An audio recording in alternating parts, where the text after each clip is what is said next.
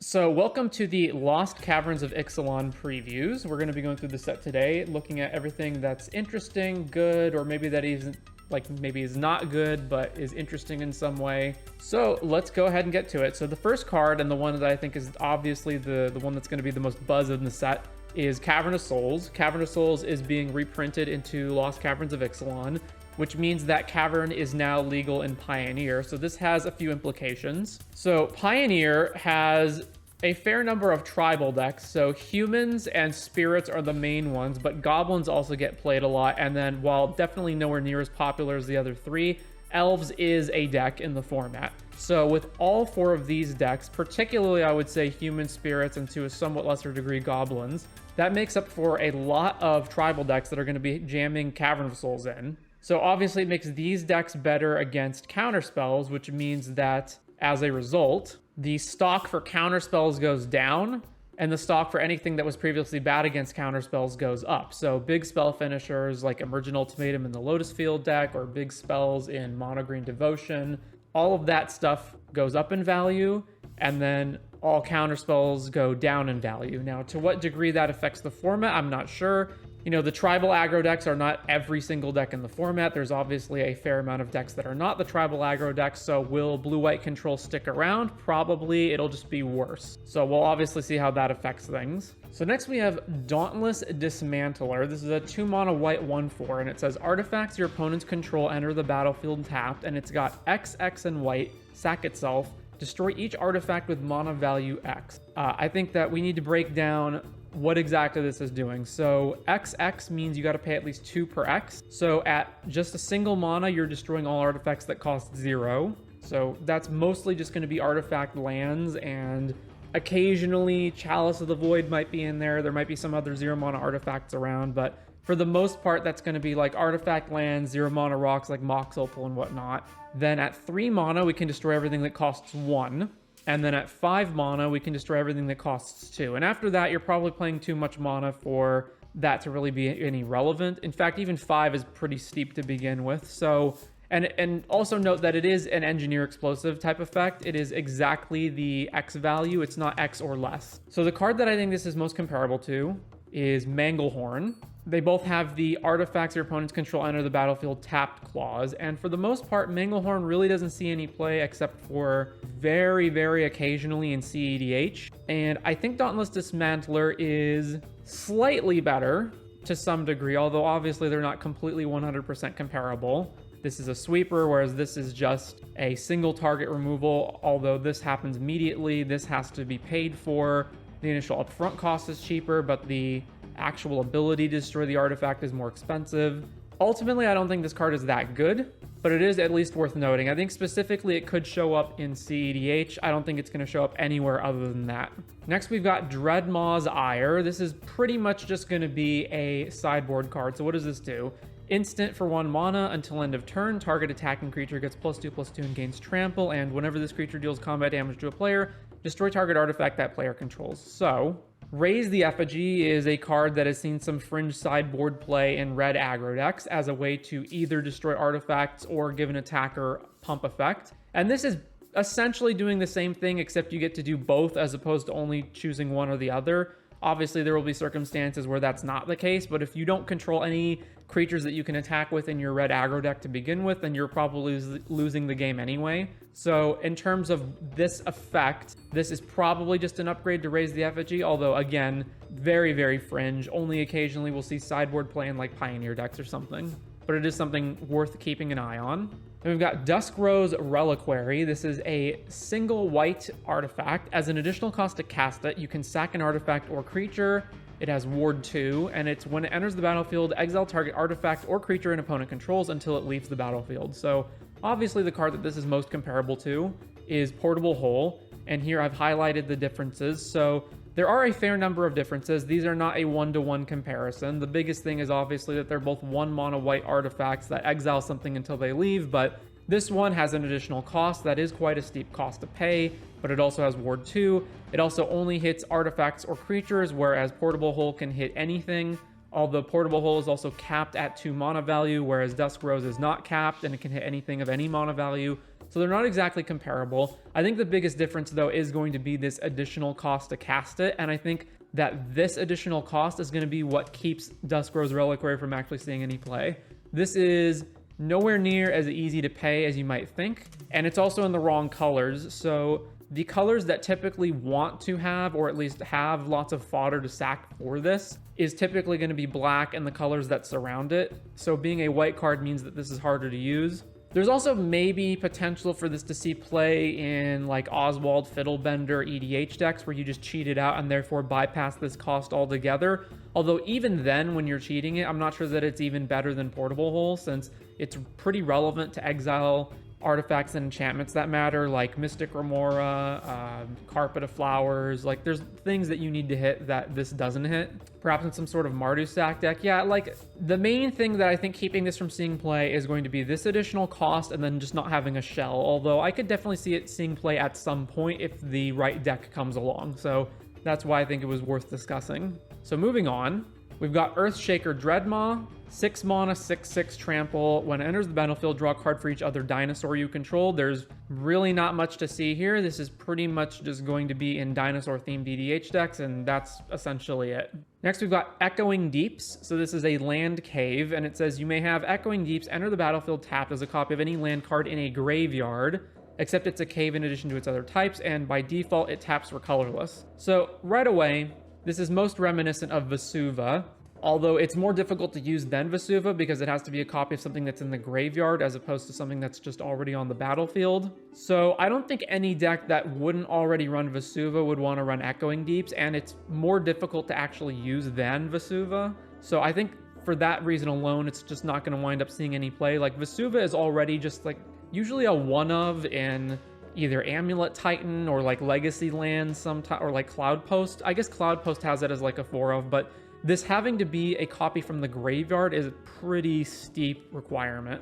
So moving on, Geological Appraiser. This is 2 red, so 4 mana, 3/2. When it enters the battlefield, if you cast it, discover 3. So discover 3 is basically Cascade. It means you're cascading for whatever value the discover is. So exile cards from the top of your library until you exile a non-land card with mana value 3 or less. Cast it without paying its mana cost, or put it into your hand. Put the rest on the bottom in a random order. So basically Cascade, although it's not one-to-one Cascade. The big differences are that Discover is an ETB trigger as opposed to a cast trigger, which I don't think will almost ever matter, but that is a difference. The other difference is that if you choose not to cast the spell that you discover into, you put it into your hand rather than just putting it back. So if you cascade into, like, let's say a counter spell that you can't use, or just some other card, you know, previously one thing that you could do with Cascade in obviously non-combo decks, like Cascade cards that got played in Jund, let's say, was that sometimes you would just Cascade into like a removal spell and you wouldn't have anything to remove, or you'd Cascade into like a Thoughtseize and then your opponent didn't have any cards in hand, so you didn't want to cast the Thoughtseize. So in this case, you get to just put the card into your hand as opposed to having to put it back. So obviously the biggest easy comparison is Bloodbraid Elf. And the main difference here is going to be the lack of haste. And the lack of haste is a big issue.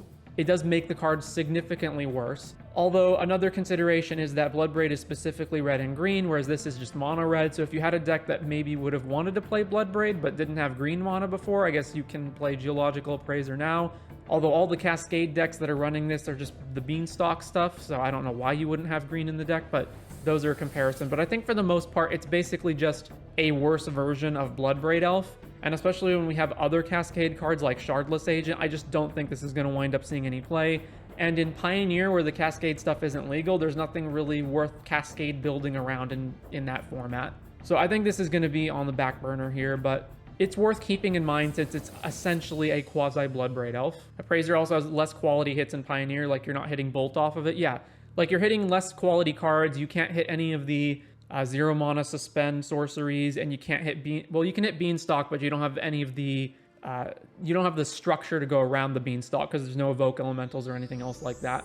You can't discover if you get countered, right? Yeah, so you can't. So for these also, because they're on ETB instead of cast, you also get to counter them. So I think Discover is overall worse than Cascade, but it is just it is mostly Cascade. So moving on, We've got Get Lost. This is a 1 and a white, so 2 mana instant. Destroy target creature, enchantment, or planeswalker. Its controller creates 2 map tokens. So map tokens are artifacts that have 1 tap sack. Target creature you control explores, activate only as a sorcery. So Get Lost, 1 and a white, destroy target creature, enchantment, or planeswalker. Controller creates 2 map tokens. So the card that this compares to easiest with, obviously, is Fateful Absence. 2 mana, destroy a thing. The controller gets some kind of reparation, a token. The thing, though, is that I think Get Lost is just way better than Fateful Absence. So to start with, this can also hit enchantments, whereas in Fateful Absence cannot. And then 2 map tokens is better than clue tokens. Letting your opponent draw a card is worse for you than just letting them explore. Heck, they may not even have any creatures to begin with, and exploring is worse than just drawing a card for the most part, even if they can do it twice. There's also the potential that you can target your own stuff and make 2 map tokens, which is, I would also say, if you're a deck that is built around artifact synergies, better than that. So like if Mardu Sacrifice, for example, becomes a deck, you can maybe target one of your own things, and then you have like double sacrifice fodder for Mayhem Double, as opposed to just the one-off on the clue token. But again, cards that are not exactly 1-for-1, like Get Lost isn't exactly a strict upgrade to Fateful Absence, but it is, I think, for the most part, better than it. Although, again, Fateful Absence doesn't see any play other than in Pioneer, like Blue-White Control, so it is very niche where this is going, but worth including. So if you had Fateful Absence in a deck before, you're probably just going to swap Get Lost into that slot. Next up, we have Glimpse the Core. So this is one of the cards that I think is not good enough, but just to go over it, it's a 1 in green, sorcery, you choose 1, search your library for a basic forest card, put it onto the battlefield, tap, and shuffle, or return target cave from your graveyard to the battlefield. So mostly I'm looking at this for that first mode. So Pioneer does not have a rampant growth type effect. There is no card in Pioneer that is a 2 mana, go get a land and put it directly onto the battlefield card, except for Thunderherd Migration, which requires that you have a dinosaur. So this is one that has no requirements, you just go get a forest. Now, what's the problem? Well, the only decks that actually care about ramping out a basic forest is, of course, Nykthos. But Nykthos wants you to have your ramp in the form of permanents that add to the Nykthos devotion count. So Nykthos is already playing Wolf Willowhaven, and Sylvan Caryatid also exists as another ramp spell that adds to devotion, and for the most part is not going to be gotten rid of by any removal because of hexproof. And Nykthos already doesn't even bother to play Sylvan Caryatid. So if Nykthos was interested in more ramp, they would just play Caryatid rather than playing this thing. Is it possible that there could be another ramp deck? Maybe. We've seen attempts at Gruul ramp, but mostly Nykthos has just dominated any sort of ramp strategy. If the deck winds up getting banned, either Nykthos or Karn goes away, then we could look at other ways of ramping. But other than that, as long as Nykthos is around, this is pretty much just not going to see any play. Next, we've got Guardian of the Great Door. So this is a white and white 4/4 flyer, and it's as an additional cost to cast this spell, you have to tap 4 untapped artifacts, creatures, and or lands you control. So essentially, this costs 6 mana, minus however many artifacts and creatures you have to Convoke Reprise it, but you still always need to pay a minimum of 2. So the card that this is most comparable to is, of course, Serra Avenger, the double white 3/3 flying vigilance that said you can't cast the spell during your first, second, or third turns of the game. So a 2 mana, big beefy flyer, but you're usually not going to be able to actually play it out on 2. So one option is, of course, using Aether Vial to just cheat around the additional cost requirement on it. But Serra Avenger has not been playable in Modern or Legacy in quite some time, so I doubt that Guardian of the Great Door would be. And this cost right here is quite the steep cost. It's much worse of a cost than even this cost on Serra Avenger. This is going to be very, very hard to pay for. It's going to be pretty difficult to get out 4 different artifacts or creatures, but the main thing I want to highlight is let's just pretend that this cost wasn't even here, right? Let's just say it was a 2/2/4/4 flyer. Would this card, with this text box gone, be playable in Modern? I don't think it would be. I don't even think this card would be playable in Modern, even if you could just play it as a 2 mana 4/4 flyer. Now, outside of that, that leaves the only place that it can be in as Pioneer, where Aether Vial is not legal. So the only deck that could really play this is essentially Boros Convoke. But if you've got 4 cards, like 4 creatures, to pay this Convoke ability, essentially, you pretty much want to be playing the Convokers that are already in that deck, so Loxodon and the Knight. I really don't think this has room to see play in that deck, although maybe I'll be proved wrong, but I just don't think this has anywhere to go. I think the days of, I think basically the power creep in Magic has just gotten so severe that even 2 mana for a 4/4 flyer is not good enough, especially when you're jumping through hoops to do it. And we've also already seen that Regal Bunnicorn, which is the white Tarmogoyf basically, isn't even seeing play in that deck anyway. And that card doesn't even need to be convoked out or whatever, so I just don't think this is going to wind up seeing play. Next, we've got Helping Hand, white sorcery, return target creature card with mana value 3 or less from your graveyard to the battlefield, tapped. So obviously, this is just color shifted Unearth, although it obviously is worse than Unearth. Unearth does not return the card tapped and has cycling, but basically it's white Unearth. Now, the issue there is that Unearth was already not that great, even in... But the other thing is that Unearth is only legal in Modern and back. It's not legal in Pioneer, whereas Helping Hand will be legal in Pioneer. So I think where this is going to show up is basically Greasefang plays Can't Stay Away, which is 2 mana. So Helping Hand probably just slots right in there at 1 mana, just replacing it. Obviously, Can't Stay Away also has Flashback, which is somewhat of a consideration when you're milling yourself, although Can't Stay Away's Flashback is 5 mana. I think for the most part, usually you just want your spells to be cheaper on their front side. Greasefang won't like this because it enters tapped. Oh, that is a good point. That is a good point. The entering tap part is a problem for Greasefang, so yeah. Maybe it just doesn't replace it then. That tap clause might be the issue on Helping Hand. Maybe it could show up somewhere else, like Unearth is a good card. Maybe this makes Mardu sack a deck, since you can Helping Hand back Mayhem Devils. But yeah, color shifted Unearth, legal in Pioneer. Next we've got Kellan, Daring Traveler. So this is a adventure spell. I'm going to go over the adventure side just to say what it does, although I think for the most part the adventure part is not going to be relevant. So it's a 2 mana, 2/3. The adventure is a green mana, and it says create X map tokens, where X is 1 plus the number of opponents who control an artifact. So you cannot guarantee that your opponent ever will control an artifact, and in 1v1, that's getting you a maximum of 2 map tokens, which is fine. But for the most part, this is going to be green, make a map token. Then we've got the 2 mana 2/3 side, and it says whenever it attacks, you reveal the top card of your library. If it's a creature card with mana value 3 or less, put it into your hand. Otherwise, you may put it into your graveyard. So is this card good enough? Well, it's a 2 mana human, so it could go in the human deck. Also, the human deck is filled with 3 mana or less creatures. The problem, I think, is that it's competing with other 2 mana slots in that deck. So that deck is already playing Coppercoat Vanguard and Thalia's Lieutenant.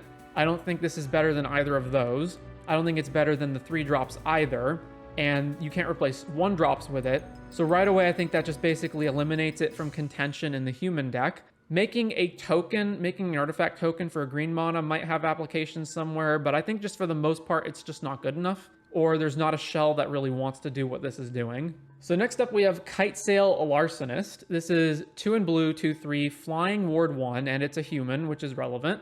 When it enters the battlefield, for each player, choose up to 1 other target artifact or creature that player controls. For as long as Kitesail Larcenist remains on the battlefield, the chosen permanents become treasure artifacts with tap, sack this artifact, add 1 mana of any color, and lose all other abilities. So, while it's definitely not 1-to-1, it's comparable to Brutal Cathar. 3 mana human that has an ETB trigger that gets rid of an opposing threat. So the big differences here are going to be, well, there's a lot of them. This has flying and ward, this doesn't. So it's more protected and has a better ability than what Brutal Cathar has.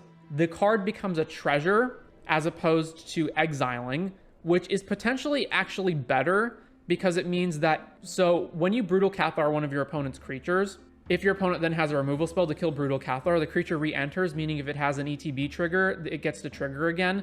This has no such downside. Giving your opponent the option to sack the thing as a treasure could be considered a downside, but it's much less of a downside, I think, than potentially getting another ETB trigger. Secondly, it also lets you choose one of your own things. So for example, if you have, let's say, a Brutal Cathar on your side of the board, and you are worried that your opponent is going to cast a removal spell on your Brutal Cathar, you can just turn your own Brutal Cathar into a treasure. It then loses the... So you turn your own Brutal Cathar into a treasure, and then it's not susceptible to creature removal anymore. So if there's something that you maybe want to protect for some reason, I think that's going to be a pretty niche scenario. Like, I don't think that'll actually come up a lot, but it is potentially something that you could do. There's also the potential to turn maybe like a dud card of yours. Like let's say the board is all gummed up and you just can't attack with small creatures anymore. You could turn one of your small creatures that's basically irrelevant anyway into a treasure token. Like let's say an Adeline human token can suddenly become a treasure that you can use to pay for stuff. But for the most part, I think the big issue here, so like if these cards basically functioned the same way, and this was just a better version than what this is doing, I think this would just slot into every deck that just wanted to play Brutal Cathar anyway. But the big problem is, of course, going to be that it's blue. So blue means it can't go into mono-white humans, which very much limits what it can go in. And it's not a spirit, so the spirits deck doesn't want to play it. So I think the issue is once again going to be that while the power level of the card is certainly good enough, that there's no shell that actually wants it. Outside of that, outside of its Pioneer applications, it also maybe has applications in EDH. Occasionally, EDH decks will play cards like Skyclave Apparition or, other creature-based removal spells, and this is definitely a pretty good one. It also matters that you get to choose for each player, so you get to choose 3 different opponents' things and turn them into treasures, so that's pretty good too.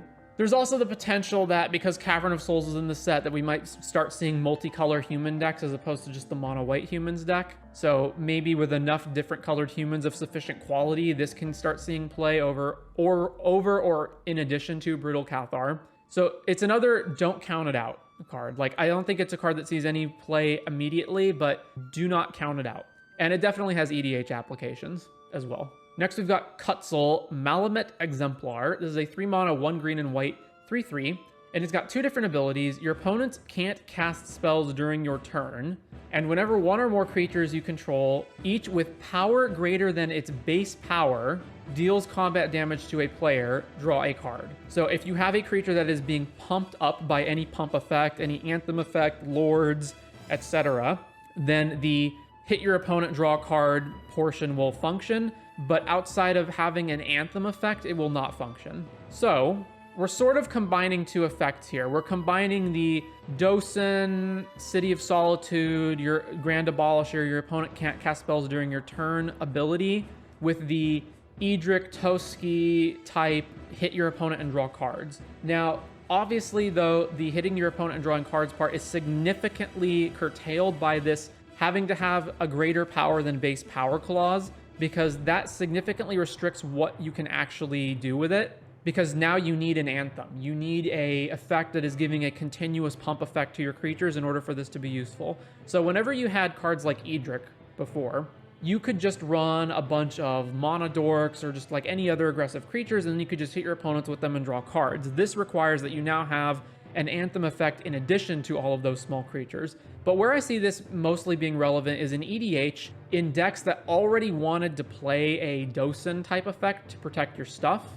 that then maybe this effect is relevant to some degree. I think for the most part, you're going to be playing this for the top ability, and then this ability here is just going to be a nice bonus whenever you can get it to work. This card could be like an interesting commander rather than playing Edric if you like a white more, or just a Dosen type card if you also have white in your deck. I do think that the amount of decks that this can go into is pretty small. You need to be playing both green and white, and you need to want a Dosen effect, which not all decks even want to have to begin with. But it is worth keeping in mind when you're building EDH. Outside of EDH, I really don't think this sees much play. Maybe in some kind of like Pioneer aggro green-white deck that's playing Coco and like other cards that pump your stuff, but all the pump effects usually wind up being tribal, like Coppercoat Vanguard, Thalia's Lieutenant, Supreme Phantom. They're usually tribal based, and this being a cat warrior means that that's not going to be relevant. So moving on, we've got Molten Collapse, black and red, sorcery, choose 1. If you descended this turn, you may choose both instead. So descended means a permanent card was put in your graveyard from anywhere. You either destroy target creature or planeswalker, or destroy target non-creature, non-land permanent with mana value 1 or less. So, not much to say here. This is just a strictly better version of Dreadbore. It's Dreadbore, but it also has this alternate mode and may occasionally get to do both at once. This mode can be relevant. Not many decks really play Dreadbore to begin with. It's mostly just Pioneer Rakdos midrange, or sometimes Pioneer Sack, but mostly just Pioneer Rakdos midrange. There's not too many relevant non-creature, non-land permanents to hit, although there are some. Witch's Oven is like one card that comes to mind. Portable Hole, like there's occasional things that you could get with this other mode right here. But it's basically just strictly upgraded Dreadboar. So if you were a deck that was already playing Dreadboar, then you just swap your Dreadboars out and swap this in. Next, we've got Pugnacious Hammerskull, a 3-mana green creature that's a 6/6, and it says whenever it attacks while you don't control another dinosaur, put a stun counter on it. So stun counter means if it would become untapped, you remove the stun counter instead. So basically, if you don't have any other dinosaurs, you can only attack once every other turn, although it can block regardless of what you do. And if you do control other dinosaurs, including just another copy of itself, then it gets to attack unencumbered. And the main place that I see this thing play in is Selvala EDH, obviously wants this card. And the other one is Fight Rigging decks. So Fight Rigging decks are already playing a bunch of creatures that just have really high power regardless of necessarily what their abilities are. And this just allows you to have another one. It's probably actually the best one in those decks. So previously, the best cards in the Fight Rigging deck were, there was the Ogre from Streets of New Capenna.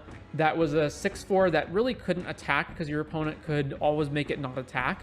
And then the other one you'd have was Lovestruck Beast, but Lovestruck Beast would come as a 5/5, so you'd have to wait multiple turns before you could actually get the Hideaway going on Fight Rigging.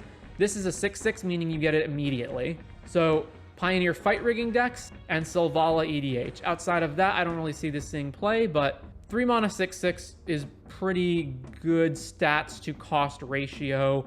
But for the most part, it's going to be relevant for power-related, Fight Rigging type cards. Then we've got Roaming Throne. This is a 4-mana 4/4 artifact creature with Ward 2, and it says as it enters the battlefield, you choose a creature type. Roaming Throne is the chosen type in addition to its other types, and if a triggered ability of another creature you control of the chosen type triggers, it triggers an additional time. So obviously this is basically just Tribal Panharmonicon.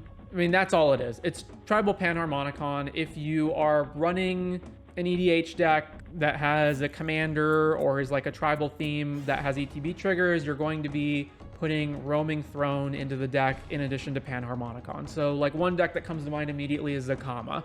Zakama's a dinosaur, it has an ETB trigger. You want to double that trigger. This is just another Panharmonicon for that trigger. So next, this is just a quick note. Sorcerer's Spyglass has been downshifted to uncommon. So if you thought paying 8 cents for Sorcerer's Spyglass was too steep and you were looking to create a budget deck, then yeah, we've got uncommon Sorcerer's Spyglass. Next, we've got Spelunking. This is a 3-mana enchantment, and it says when it enters the battlefield, you draw a card, then you may put a land card from your hand onto the battlefield. If you put a cave onto the battlefield, this way you gain 4. So ETB Growth Spiral, and lands you control enter the battlefield untapped. So obviously, paying 3 mana to ramp, in quotes, by drawing and putting a land card into play, maybe that's relevant in like a Pioneer ramp deck, but probably not. It's also just it's not good enough in like Nykthos either, because again, you would just play Sylvan Caryatid if you wanted more ramp spells in all likelihood. And lands you control entering the battlefield untapped is sort of relevant with like Cavalier of, with the green Cavalier, but not really. I don't think this goes in Nykthos. The other place is you would think, well, the lands enter untapped, this is good with Amulet Titan, right? And the problem is that it's not, because Amulet Titan, you specifically want your lands entering tapped so that multiple amulets can untap them and generate more mana. So this is basically only one amulet, but then kills additional amulets from triggering. And that's the problem. It's just not going to see plain Amulet Titan. So I don't think this has a shell to go in anywhere. But again, if for some reason there becomes a ramp deck in Pioneer that isn't Nykthos, then sure, look at this card. Next, we've got Tarrian's Journal. So 1 in a black, legendary artifact. Tap, sack another artifact or creature, draw a card, activate only as a sorcery. Right there, I'm going to say that's the main bulk of the card before we get to the rest of this. So this seems good in the, again, Pioneer sack decks. You can sack random treasures or cats or whatever else you have to draw cards. Seems decent. Probably will show up in that deck as like a 1 or 2 of.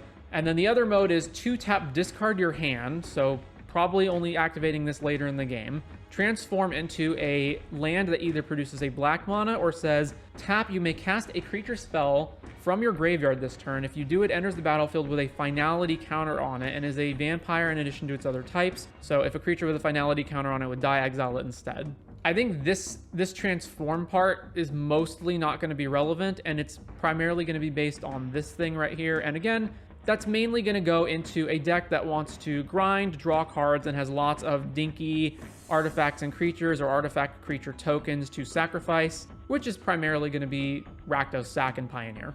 It may show up in EDH occasionally as a way of having a 2-mana thing that can draw a card every turn if you've got enough sack fodder.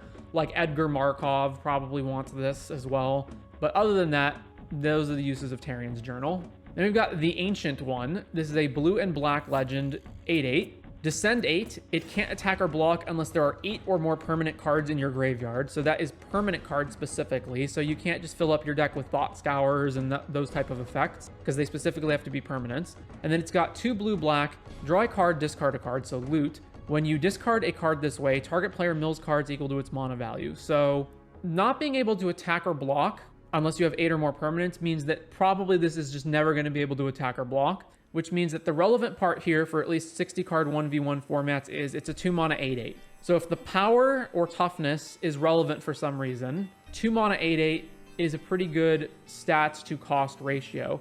Now, again, the problem is that if you were looking to play in like a fight rigging deck, as we brought up earlier, the issue is that it's in the wrong colors. It's 2 colors that aren't green.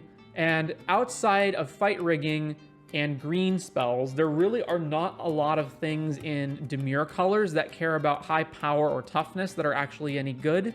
In fact, I did a search earlier, and there's basically nothing that cares about that. So the other application is using this as a commander. It is a, again, 2-mana 8/8, and it does have an infinite mana outlet ability. So using this ability, you can draw your whole deck and mill your opponents out. And even if you don't have enough total mana value in your deck to completely mill your opponents out, you can just stick 1 Kozilek or Ulamog in your deck so that you can shuffle your deck back and then keep using this. So it is a infinite mana outlet from the command zone. So if we can figure out a way for this 8 power and toughness on a 2-mana creature to be relevant, then it could be a commander to build around. Next, we've got the Enigma Jewel. This is a single, so 1-mana blue legendary artifact. It enters tapped, and you can tap, add double colorless, spend this only to activate abilities, and then the rest of these abilities are not really relevant, but I'll just read them for the sake of completeness. Craft with 4 or more non-land cards with activated abilities and pay 9 mana. So craft means whatever cards they specify in the craft text, so in this case 4 or more non-lands with activated abilities, you have to exile the total number of cards fitting that criteria from either permanents you control or cards in your graveyard. So in this case, it's exile 4 or more non-lands with activated abilities either from your graveyard or in play, and pay 9 mana. So then when you transform, and then you bring it back as the transformed version, right? Or you exile it from the battlefield as that transformed version. So the transformed version of it is, it has each activated ability of the exiled cards used to craft it. You may activate each of those abilities only once each turn. Whenever you activate an ability that isn't a mana ability, copy it. You may choose new targets for the copy. So this part right here, I think, is basically never going to happen. So you've got to evaluate it on just the first ability here. And we've seen Omen Hawker, which is a 2-mana creature that has this exact line of text. You make mana and 2 mana, and then you can only spend that on activated abilities. We've seen Omen Hawker occasionally show up in like Urza shells or whatnot. I think for the most part, this ability is not very good, but the fact that it's 1 mana that can produce 2 mana should never be overlooked. So if we ever do have a deck that wants to do something like this, then this would obviously be a card to look at. Next, there is Thousand Moons Smithy. So this is 2 white, so 4 mana legendary artifact. When it enters the battlefield, you create a white gnome soldier artifact creature token with this creature's power and toughness are each equal to the number of artifacts and or creatures you control. So it's a construct that also cares about creatures, so a better construct. And then at the beginning of your pre-combat main phase, you may tap 5 untapped artifacts and or creatures you control. If you do, transform it, and it transforms into a land that either taps for white, and it has, whenever you cast an artifact or creature spell using mana produced by Barracks of the Thousand, create a white gnome soldier token. That's this soldier token again. So it's kind of like a grindy card. It comes in and makes this big artifact and creature cares about artifact creature token. And then if you assemble enough artifacts or creatures, you can transform it into this mode, which means you get another mana. And then whenever you cast an artifact or creature using this, you get to make another gnome soldier creature token. So I think in terms of the grindy factor here, this has got enough going for it. The gnome soldier token is big enough that it's a relevant token, and the fact that you can then keep making more of them is also relevant. It's also not that hard to assemble 5 untapped artifacts or creatures. If you build a all artifact / creature deck, you could get 5 untapped artifacts or creatures out and be able to transform this. So it's got the grind factor going for it. So the main question is going to be, is this good enough in any of these formats? I think in Modern, it's definitely not good enough. It's just way too slow. And there's other cards that are doing the same type of thing that this is doing, but better. So like Hallowed Haunting or Urza are other cards that are producing big giant tokens, but in a better way than what this is doing. In Pioneer, again, the issue is like, what big grindy white decks are there? And the only one really is like blue-white control, which is already playing Wandering Emperor and like other cards that are just better than this. There's like Enigmatic Fires, but like a lot of those grindy decks do not care about assembling tons of cheap artifacts and creatures. In fact, they usually care about nothing like that. Like Blue-White Control doesn't have a bunch of cheap artifacts or creatures. Enigmatic Fires doesn't have a bunch of cheap artifacts or creatures. So it's another issue of, I think, that even if the power level on the card is good enough, there's just no shell that wants to use it. The one spot that I could see it in is the Metalwork Colossus deck, because it's a non-creature artifact that reduces the cost of Metalwork Colossus. That deck plays a bunch of artifacts, and then it's a grindy card. So maybe it could go there. But that deck's like not even that good, so who knows. Also, having a bunch of cheap creatures is enabled by the Convoke deck, but 4 mana is just too much for that deck as well. Oh, and just one other thing as a note, I think the set, in terms of like the flavor and what this, like the look of everything, like the artwork, the theme of it, I think the set is good in that regard. But holy crap, are the cards so complicated. And it's not even just the double-faced cards, although obviously those are egregious. There's just so many words, so many abilities on every card. It's just ludicrous how much text there is to read. Anyway, moving on, we've got Tishana's Tidebinder. This is a 3-mana blue merfolk. It's a 3/2 with flash, and it says, when it enters the battlefield, you counter up to 1 target activated or triggered ability, so Stifle.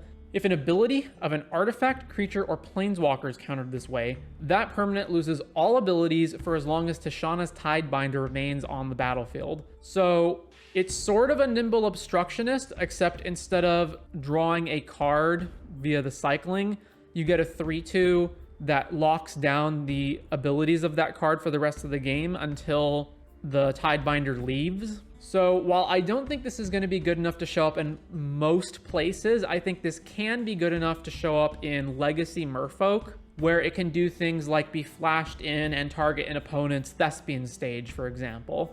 And then you lock down the Thespian stage, and then they can't activate the Thespian stage anymore, right? So maybe as like a sideboard card against lands, or very, very specific combo decks that rely on certain activated abilities, right? It could work there. Next, we've got Trumpeting Carnosaur. This is a 6-mana red 7/6 trampler, and it says when it enters the battlefield, discover 5, so Cascade for a 5 value or less card.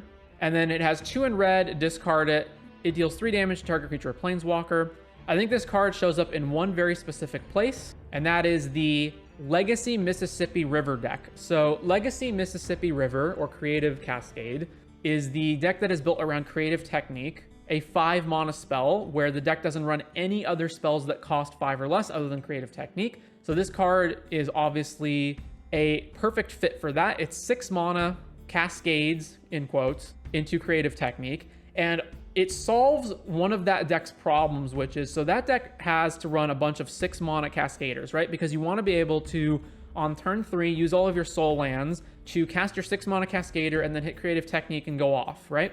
But previously, the problem was you had Boarding Party, and then you had Aurora Phoenix, but then you didn't have another 6 mana red cascade card, right? You had Let the Galaxy Burn, but Let the Galaxy Burn is not a threat. So this was basically just an enabler, and not being a threat was a problem, and then you'd have to stretch your mana, so the deck would play like a handful of Sweet Gum Recluse and or Sakashima's Protege, and that required that you then splashed in the other depletion lands and like other lands that were blue and green in order to cast these cards. So having this card basically makes it so that the deck can now cut these and just play straight red soul lands for the most part and have much more consistent mana when it comes to getting these cards out. Also, having this discard deal 3 damage to a creature or planeswalker is actually relevant, because the Mississippi River deck would also get screwed over by stacks effects like Teferi Time Raveler and Lavinia. and this card can get rid of those as well from your hand. So it is a pretty big upgrade for that deck. Outside of the Mississippi River deck, this card is complete trash, but it is good for that one very specific deck. So next up, we've got Zoyowa Lava-Tongue.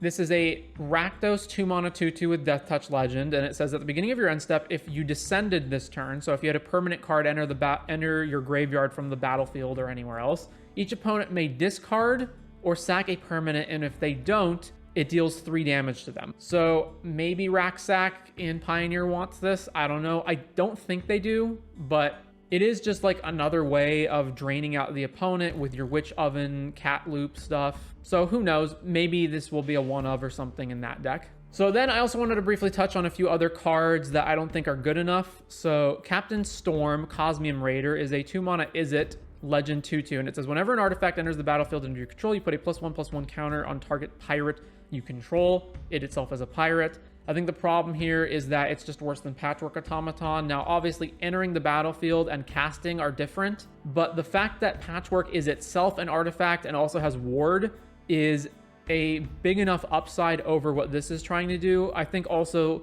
the big downside here is the colors. Blue and red is kind of difficult to do. Mostly when you're running these...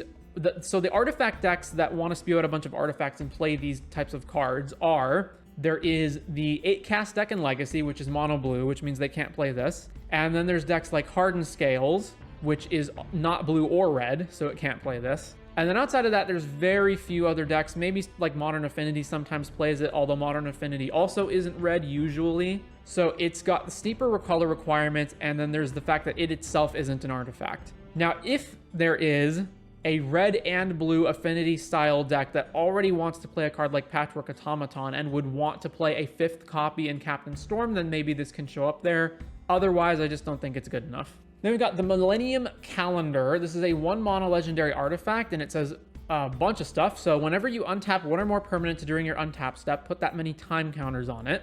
Then it's got 2-tap, double the number of time counters on it.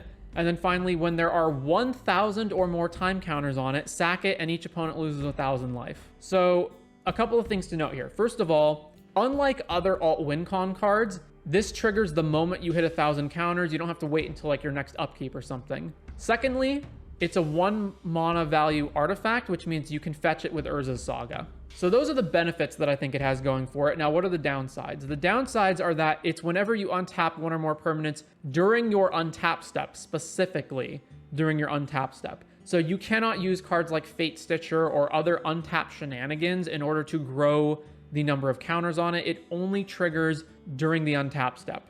And then there's secondly, if you actually math out how long it takes to do this, like let's say best case scenario, you play this on turn 1, and then every turn after that, you always put in more things to keep having more permanents that tap and then untap during your untap step.